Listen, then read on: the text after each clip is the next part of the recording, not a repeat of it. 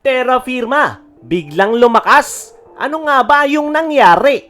Barangay Ginebra good news na ikakatuwa ng Ginebra fans. Magandang balita nga mga chong. Mukhang unti-unti nang nabubuo yung lakas ng lineup ng Ginebra habang papalapit ang kanilang debut game ngayong conference. Sa kasalukuyan ay puspusan na yung paghahandang ginagawa ng Ginebra sa kanilang team practice. At ayon sa mga balita mula sa loob ng kampo ng Ginebra, may isang napakagandang update na siguradong ikakatawa ng mga Ginebra fans.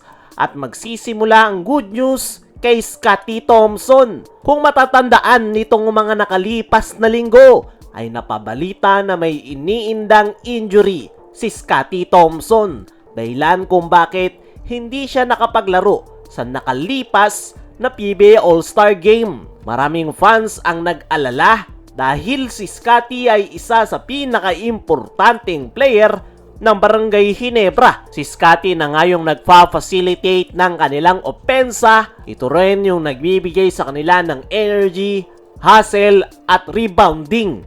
Pero ngayon nga mga chong, may magandang update na. Ayon nga sa mga nakalap nating impormasyon, okay na si Scottie Thompson at nakakasabay ng muli sa full practice ng Ginebra. Ibig sabihin yan ay maayos yung kanyang recovery at mukhang nakabalik na yung kanyang kondisyon at tamang-tama nga yung kanyang timing bago magsimula yung kanilang kampanya ngayong conference. Napakagandang timing yan dahil malapit na yung kanilang debut game, kaya napakagandang balita na okay na si Scottie Thompson. At kung tuloy-tuloy yung kanyang kondisyon sa mga susunod na araw, malaki yung chance na makapaglalaro siya sa opening game ng Ginebra kontra Macau Black Knights. Hindi lang si Scottie yung magandang balita sa Barangay Ginebra. Dahil ayon din kay Coach Tim Cone, masaya siya sa nakikita niyang takbo ng kanilang team practices nitong mga nakalipas na araw. Isa sa pinakamagandang development sa team ngayon ay kumpleto na yung kanilang lineup sa practice. Halos lahat ng players nakakasabay, lalo na sa kanilang sistema, bagay na mahalaga para sa chemistry ng team, lalo na bago magsimula ang conference. Ang tanging player lang na wala pa sa practice ay si Ken Mike Carino na kasalukuyan pa ring nagpapagaling matapos yung kanyang natamong ACL injury. Ayon sa mga reports, nasa huling bahagi na ng kanyang rehabilitation process si Carino. Kaya inaasahan din ng mga fans na makakabalik na siya in action sa susunod na buwan. Sa kabuuan, maganda yung sitwasyon ngayon ng Ginebra Camp.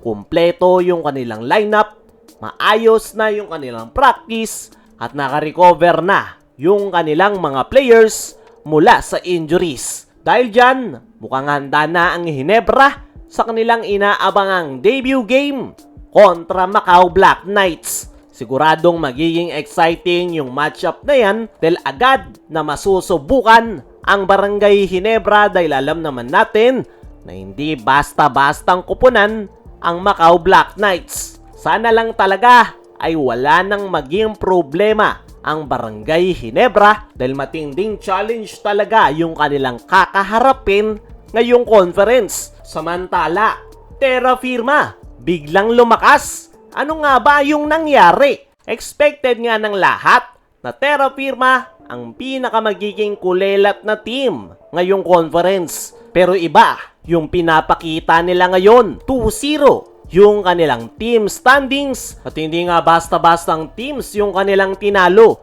Una yung Titan Ultra at yung pinakabago ay ang Converge Fiverexers.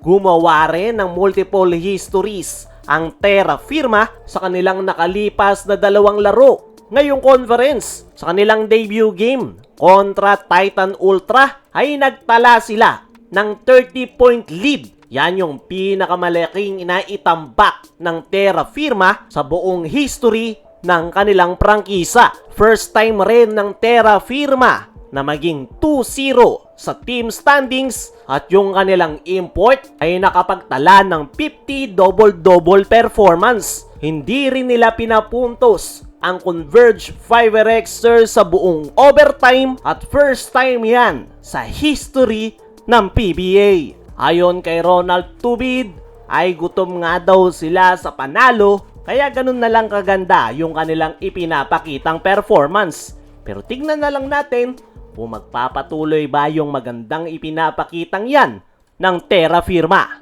Kayo mga chong, ano ang masasabi nyo sa biglaang paglakas ng Terra Firma? Ano rin yung masasabi nyo sa good news sa Barangay Ginebra? Comment mo lang dyan sa ibaba.